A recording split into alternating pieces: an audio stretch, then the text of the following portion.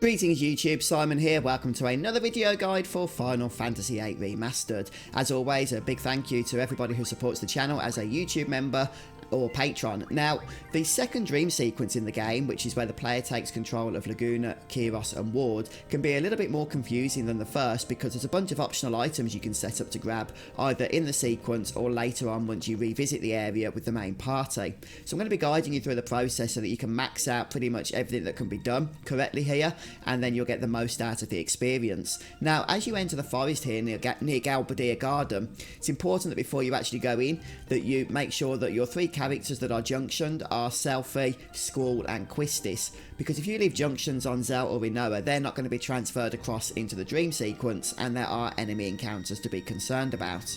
Now, in terms of the enemy encounters that you can find in the dream sequence, there's a couple in particular that are of note. First of all, Elastoids are an enemy that you can discover here, and at level 30 plus you can mug a laser cannon from them, which is a great item for teaching Quistis the homing laser ability Limit Break, which is very, very powerful indeed. And if you don't have it by this point, you can also draw Meltdown from them as well, which is a fantastic magic adjunction to your vitality. Incidentally, even if, like me, you're going for a low level playthrough and so don't have access to those higher level draws and steals, you can still draw Dispel from Elastoids, which isn't easily acquired elsewhere in the game by this point. Annoyingly, I actually forgot to do that myself, seeing as how I was using the no random battle enhancement as part of the remaster, but it is worth noting. Anyway, once you first have control of the trio, you're going to head down this path here into the next area, where you'll find there's a fork in the road, a draw point, and also two forced enemy encounters. Now, if like me, you're going for a low level playthrough, you can't actually escape from these battles, but you also don't want to get experience from them. So what you need to do is cast Break on the enemies. Card won't work because they're humanoid. That will freeze them in place, ending the battle so that you don't acquire such experience. You also won't get AP from those battles either, but hey, that's fairly negligible anyhow. So after that battle, you're going to head down the right hand side of the fork and then just pretty much follow the path that I take here in order to start to progress through this dream sequence whilst also not missing out on any items. I'll show you how to get everything that there is to get here. Incidentally, I'm editing out some of the minor cutscenes and that for your convenience so that we can just get straight on with what's important to the guide here. Once you enter this next area, it's very green, isn't it? Before you go any further, you'll notice there's a strange item on the floor. You can't actually see it, but it's there, so just interact. And you'll get the option to pick it up, which is exactly what we're going to do. Turns out it's an old key. Well, I'm sure that's going to come in useful. At least it might do if Laguna doesn't seemingly lose it out of his pocket. Yeah, well done there, dude.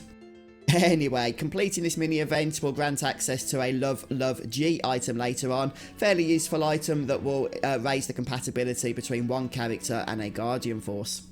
Anyhow, stick to the bottom of the screen here, don't go up north just yet, and just keep going left until you come to a screen with the three metal hatches on the floor. Here they are. Now, the aim is to basically open all of these, but we can't do so as simply as you might think.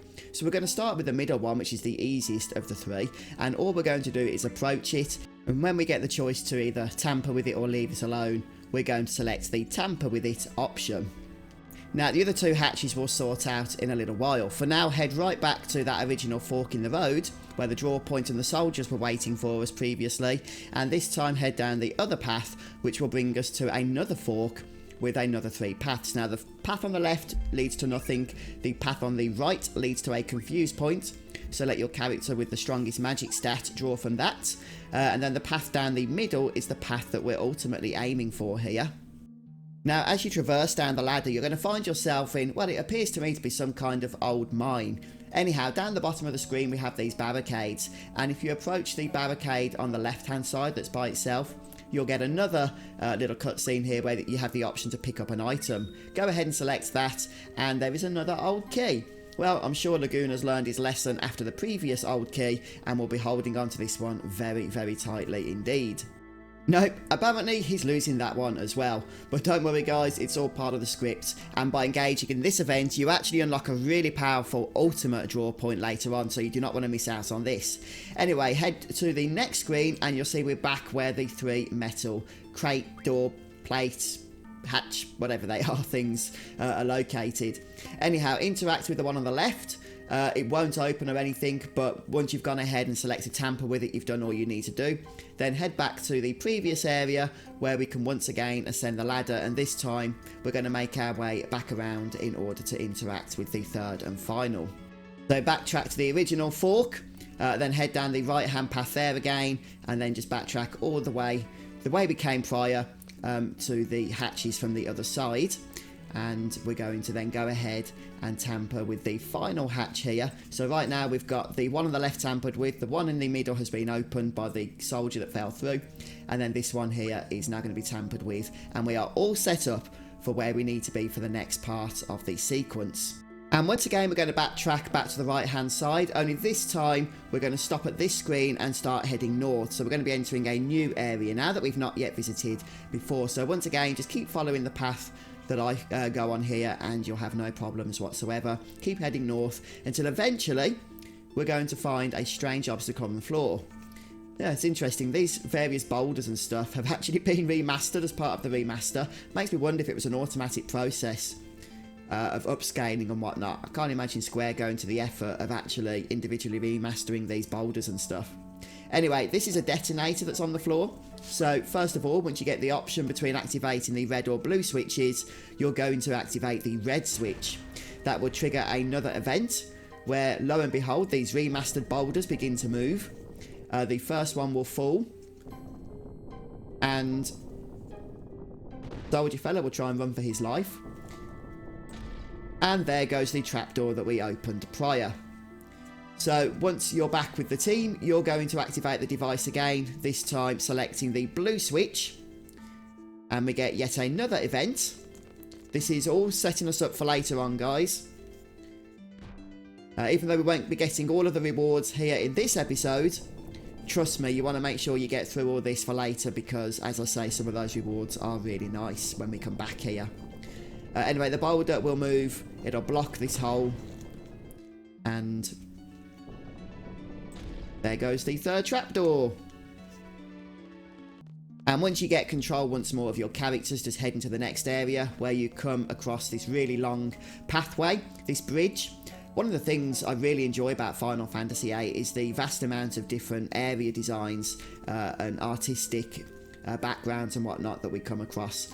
Anyhow, just follow the path all the way, it's really linear, into the next area. There's another secret that I'm going to show you here as we enter into this next area. Just keep heading along the linear path and you'll find this next boulder. The fact they've been remastered, it's a real help. It just gives a bit extra contrast so you can see where these movable objects are. Anyhow, moving that will unearth this draw point, which is a cure draw point, so kind of anticlimactic, but don't worry. By moving that boulder, we actually gain access to a much more powerful item later on, a speed junction scroll for a Guardian Force. Anyhow, once you enter this next area, there's a save point you can use if you wish, and then you can either grind more enemies if that's what you've been doing. I haven't. Grab anything you need to grab in terms of draws and stuff, and then just head north in order to go ahead and reach the final area where you'll be greeted by some forced enemy encounters. Now, the amount of soldiers you are forced to fight here will depend on how much of that stuff we've just completed in the previous areas. If you've done the bare minimum to reach this part, then you're going to have, I think it's 5 or 6 soldiers in total. But because we've already got rid of a few of the soldiers using the various traps and that we laid out with the boulders and stuff, we only have to face off against 2. Now, you can't actually break these ones. I did try and do so and failed until I realised this is an encounter that's forced upon you that has to end with these soldiers casting a Soul Crusher ability that reduces 2 of your party members to 1 health.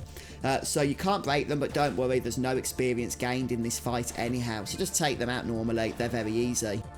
And once you've gone ahead and completed that battle, you'll get the final scene of this particular dream sequence, which is actually somewhat humorous, so I do advise that you just pay attention to some of the dialogue and events as they play out here.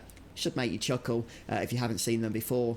Anyway, guys, I hope this little guide has been helpful to you. It took me about 45 minutes to make my way through this area on the live stream, so I've edited down this footage to make sure that only the relevant information has been given for you. I hope that's been helpful. If it has, please don't forget to support me by just leaving a like, and if you want to see more content like this in the future, then let me know in the comment section. But thanks for stopping by today. I hope you've all enjoyed your time here, and I'll see you next time for more Final Fantasy VIII. Take care.